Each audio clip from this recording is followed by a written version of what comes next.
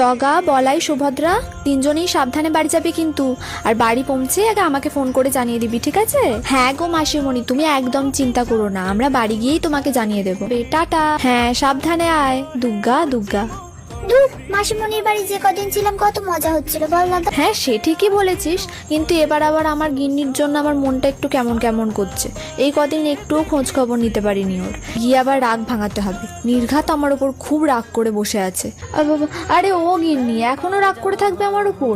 কতদিন পরে দেখা হলো বলো তো। এই দেখো তোমার জন্য গরম গরম রসগোল্লাও এনেছি।